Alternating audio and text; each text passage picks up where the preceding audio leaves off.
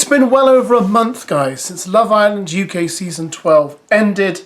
And, you should start to see these Love Island updates a bit like broccoli. You may not want to eat it, but you realise you kind of have to. So there we go. These are the broccoli of YouTube, these videos. And I hope you're enjoying them just as much as you enjoy broccoli. I actually quite like broccoli, but that is beside the point. Now, the other day on one of these videos, I talked about the fact that, Pretty Little Thing weren't going to give any of the girls a deal off the back of Love Island this year. However, it looks like Shakira might have managed to get a deal with a fashion house despite the bad news for the others. But it's not obviously Pretty Little Thing. Have a look at this. Love Island runner-up Shakira Khan is emerging as a real winner, as opposed to a loser, as she vies for six-figure deal with O Polly. The fashionable islander is in advanced talks with the high street label, which should make her the first of this year's lot to bag a brand deal. If Shakira lands the contract, it would see her following in the footsteps of legend Ekin-Su, of course, who landed a £1 million payday from O Polly in 2023. A source said Shakira is in final talks with O Polly for a massive clothing deal. The brand love her no-nonsense attitude, how she's such a strong woman whilst also being a great friend. How on earth are you going to convey strong woman and great friend through clothes? I don't know. It's all the values O Polly look for in their ambassadors. Plus, she's absolutely gorgeous, fashionable, and already proving to be a big hit on social media. Now she's left the villa. I don't think we need to read any more because we know how these articles unfold. So she's in advanced talks. It still may or may not happen, but chances are it probably will. I don't think it'll be as big as the Ekin-Su deal they mentioned in that article. I personally don't think Ekin-Su actually got £1 million herself. Often what they do with these deals is they tend to stagger it. So they say you get 80,000 or 100,000 up front. We bring the line out, see how it does. You get paid when the line comes out again. If it sells well, you get the remainder of your fee. If it doesn't, then you don't. Sometimes, the newspapers make it sound like, these Love Islanders come into the offices of these fashion brands. They literally have a case of money just sitting there and they say, look, we love you. Sign the contract. Take the money. You're now rich and famous. Well done. We'll make these clothes. It doesn't really work like that, as I'm sure you're all aware. But if Shakira does manage it, well done her. I mean, as I said at the beginning, we're over a month since the show wrapped and very little has happened. So this is something. And I've been quite stunned actually at how slow everything's been and how few breakups we've had. Maybe these guys are the cast who are going to stay together forever. And wouldn't that be wonderful? Yes, it would be wonderful. Less broken hearts. That's what the world needs, guys. I'll tell you what the world doesn't need, and that's Casey from Love Island appearing in yet another Love Island show. Have a look at this. Love Island fans are furious after Casey dropped a big old hint that he's going on to Love Island again. Say it's not true. He has been on the show so many times, but after a recent photo, fans think he's going on Love Island Games. So he shared this with two big old suitcases. See you soon, Sydney, he wrote. Casey has told fans that he is jetting off to Sydney, but people are not convinced he's actually going there. They think he is going to Fiji. Love Island Games starts on the 16th of September, so this would definitely work out that he would be going there if that is the case. But also people have noticed that he's been in the gym a lot more, and people said that he did that before All Stars as well, so they think he's gearing up for the show. He's certainly flying somewhere, whether it's Sydney or not, we'll have to wait and see. But even if he is going to Sydney, he could always pop across.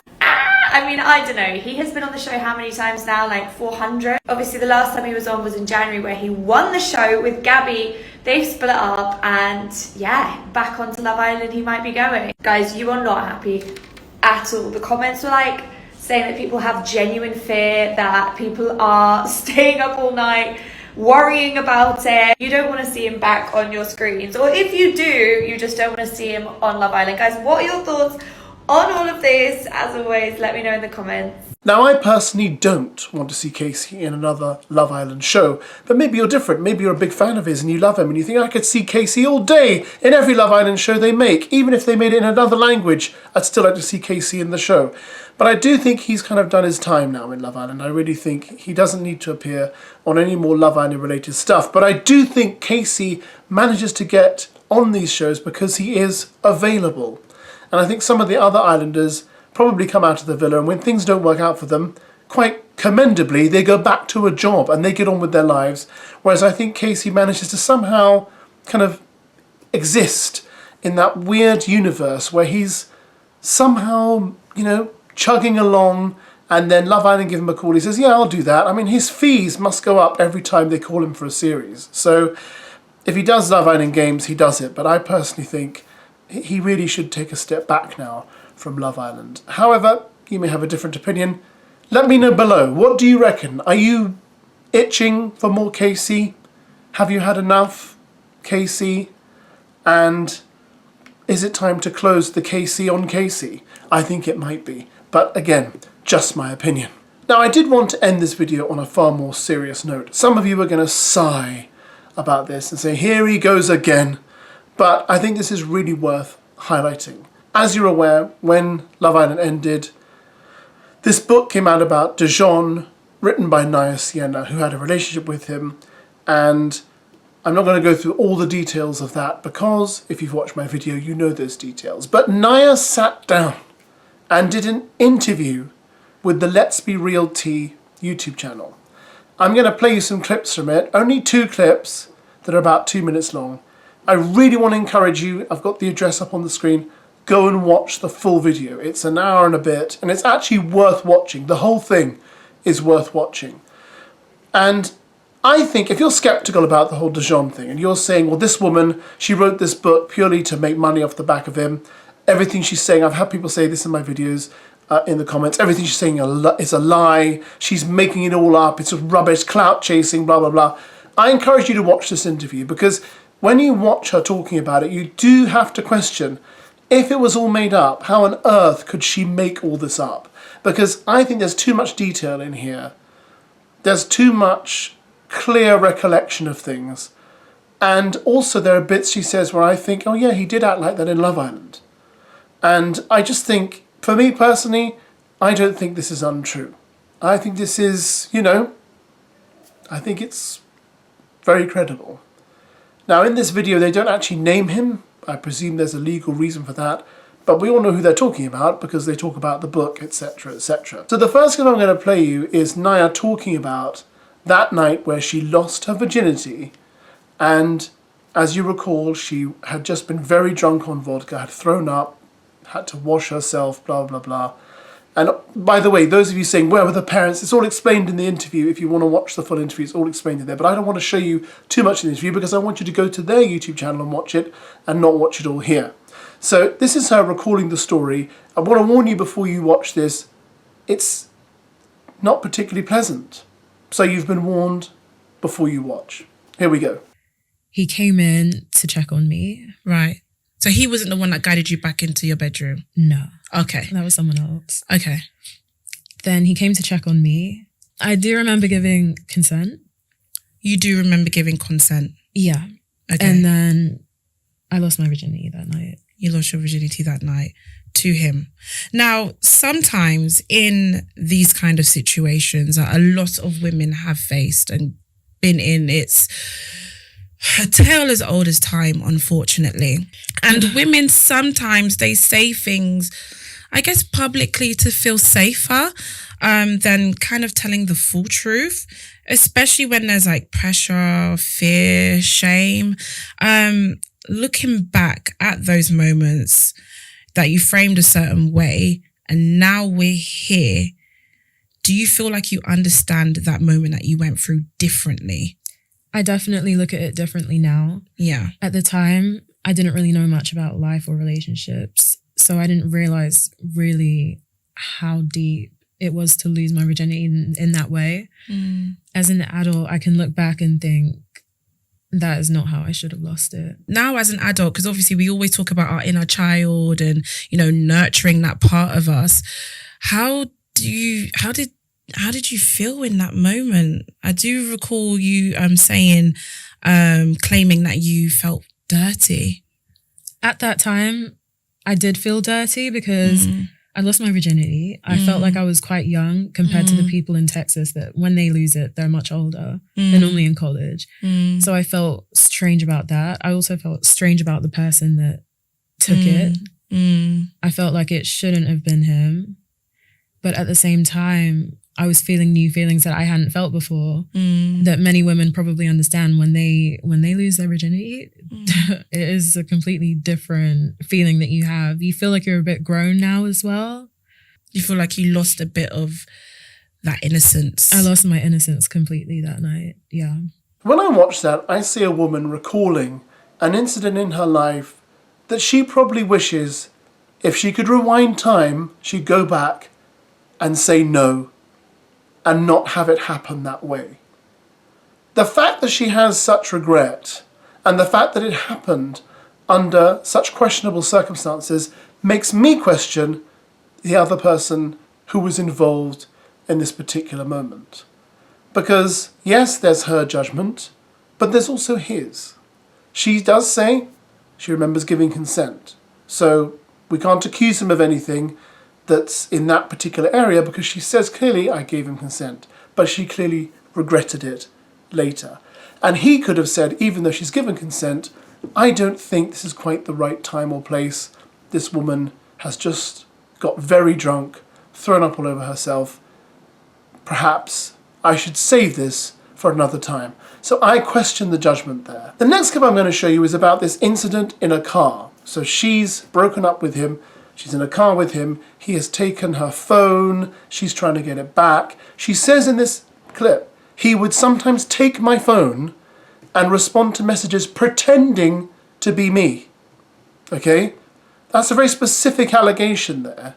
And again, I don't think she's made up. But also, I want you to listen to how, during this argument in the car, which she also does take some responsibility for, the way he treats her as the argument carries on in the car. Have a listen. So he was driving. He took my phone. He was trying to go through my phone because I had messaged another guy at the time when we had broken up, but then got back together again. And I think I said something because he'd often take my phone and pretend to be me. So he'd DM people pretending to be me and all these things.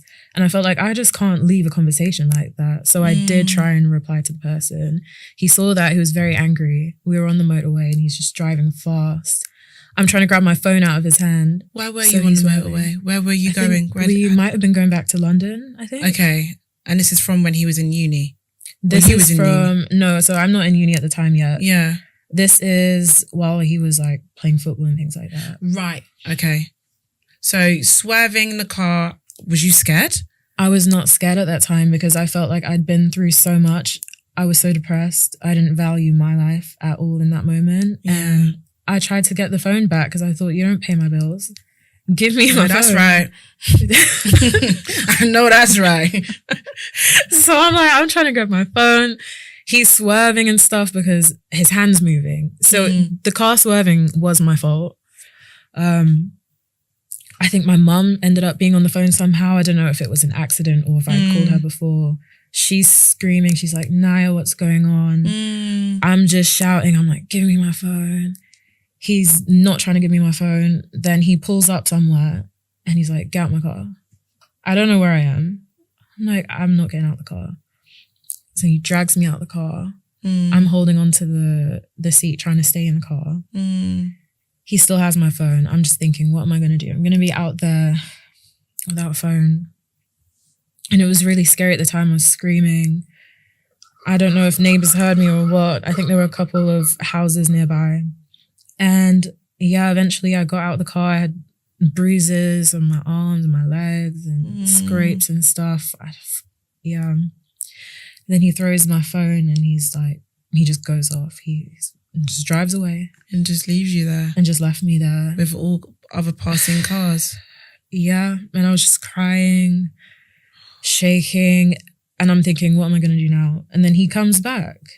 So I don't know if it was a little game to scare me. I don't know what it was. But he does come back and he does put me back in the car and then... So again, you can say what you like about her, but I do think the way he treated her in that situation is wrong. She even talks about the bruises she had, right? How he pulled her out, left her on the side of the road. He did come back, but let's not pretend him coming back makes him some sort of angel and is his redemptive arc. It was him that dumped her there in the first place, but also the physicalness. You know, the fact that he dragged her out. I'm like, okay, you know, I think her saying this about him, if this isn't true, then he should be on this immediately out there saying this is all untrue, all nonsense. Because that's pretty hefty in my book. To accuse a man of doing that to a woman, that's pretty big stuff, you know. Now, obviously, people do say, well, why didn't she report it to the police? Why did she leave it till now? And I think in order to answer those questions, you have to understand the mind of those who've been through traumatic situations. And unless you've been through a traumatic situation yourself, which I hope you haven't, then you won't know exactly what it feels like. And I would also like to add, I've watched a lot of documentaries about abusers and different kinds of abuse and cults and all this kind of stuff. And I have seen instances where women have been sexually assaulted by men, sometimes even R-worded by men, and some of those women did go to the police straight away. They did go to the R-word crisis centre. They did get the swabs. They did get the, you know, the correct procedure done on them after the incident occurred. And by the way, it still didn't lead to that person being prosecuted for that crime. So sometimes, even when they do go straight to the police, again, sometimes it doesn't necessarily lead where you think it would lead. So it's worth bearing that in mind too. But often they're so traumatized, they don't go to the authorities straight away. And you need to also watch the whole interview to understand the kind of spell she was under with him, to work out why she didn't do what some always say these people should do in these kind of situations. Wanted to leave you with that. I know it's not very happy stuff, but I do feel like this is not going to go away. I think she's going to keep at it until he actually says something. And he hasn't really said anything of substance yet. But what he has done is started a YouTube channel. No content there yet, but he's starting a YouTube channel, guys. But me personally, I think, you know, his stock, as it were, I don't see how he can get any sort of influence or brand deals with this circling around him. He needs to clarify this stuff and come out and say something, or, you know, it's going to really affect his future. I got the impression in the interview that she is actually prepared to move on from this and forgive and perhaps not necessarily push it into any legal area. I got that impression. I could be wrong. So in many ways, him coming out and perhaps owning some of this wouldn't necessarily mean that the next morning he's going to be dragged away by the authorities. It just may mean that it's drawn a line under it, he's accepted responsibility, and his current girlfriend needs to be aware of the way he's behaving. So I'm going to leave you with that, guys. Sorry it's not a particularly happy way to end the video, but let me know your thoughts below. And like I say, watch the interview yourselves, make up your own minds. I'll catch you again for another update soon. Thank you as always for watching. Goodbye.